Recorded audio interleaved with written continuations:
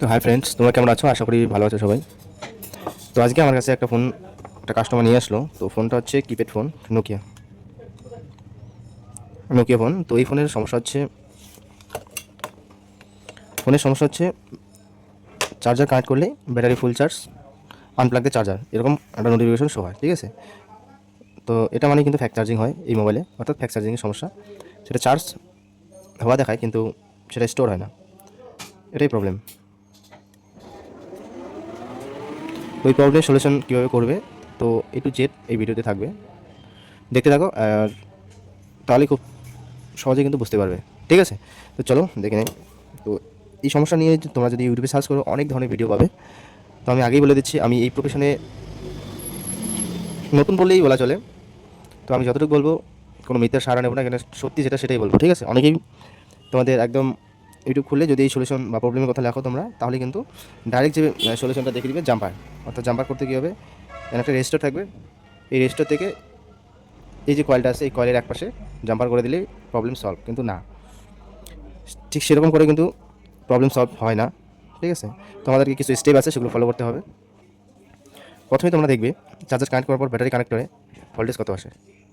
যদি voltage 4 point something বা 4-এর কাছাকাছি যদি ভোল্টেজ শো হয় তাহলে ওকে, ঠিক আছে। আর যদি 4-এর একদমই কম দেখায় তাহলে কিন্তু প্রবলেম। ভোল্টেজ যদি আপ ডাউন করে তবুও কিন্তু প্রবলেম। ঠিক আছে, এটা মেপে দেখবে ফার্স্ট। সেকেন্ড যেটা করবে, ব্যাটারি কানেক্টরে তোমরা এই যে টিপ একটা দেখতে পারবে, এই টিপের মধ্যে 5 ভোল্ট শো হবে। ঠিক আছে, তারপর এই ডার্টের মধ্যেও তোমাদের 5 ভোল্ট শো হবে। এদিকে আসলে তোমাদের এই যে লাইনে যতগুলো কম্পোনেন্ট আছে এই কম্পোনেন্টগুলোতে কিন্তু সবগুলোতে 5 ভোল্ট শো হবে। ঠিক আছে, তারপর আইসিতে ঢোকার পর কিন্তু এখানে আর 5 ভোল্ট শো হবে না। তো এই জিনিসটা তোমাদের আগে মাল্টিমিটার দিয়ে চেক করে দেখতে হবে। ঠিক আছে, এতদূর পর্যন্ত যদি ঠিক থাকে তারপর তোমরা চাইলে এইখান থেকে একটা জাম্পার তুলে এই যে অর্থাৎ রেজিস্টারের এই প্রান্ত থেকে একটা জাম্পার তুলে এই কয়েলের এই প্রান্তে একটা জাম্পার করে দিলে প্রবলেম সলভ।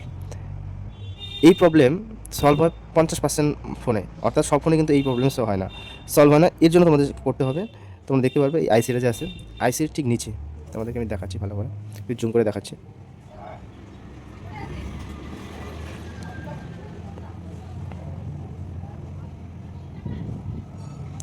এই যে এখানে কিন্তু দুটো টিপ দেখতে পাচ্ছ, এখানে একটা এই রেজিস্টার, এখানে একটা রেজিস্টার ছিল, এখানে একটা ক্যাপাসিটর ছিল।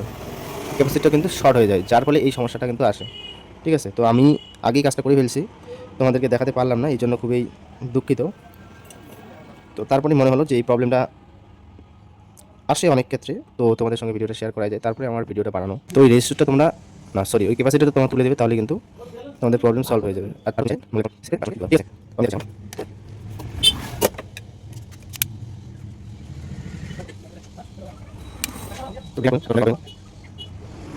ফোন কিন্তু অন হচ্ছে, তো আমি রেখে দেবো। ফোন অন যত্ন হতে যতটুকু সময় লাগে ফোনটা অন হোক। দেখো, তোমরা দেখতেই পাচ্ছ ফোন কিন্তু অন হয়ে গেছে। ঠিক আছে, আর এখানে ব্যাটারিটা কিন্তু একদমই নতুন, এই জন্য চার্জ ফুল আছে। তো আমি চার্জার কানেক্ট করবো, কানেক্ট করার পর তোমাদেরকে দেখাবো।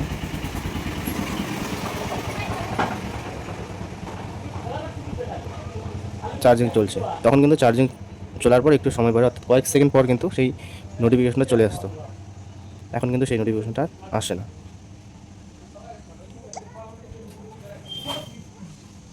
চার্জ কিন্তু হচ্ছে, দেখতেই পাচ্ছ।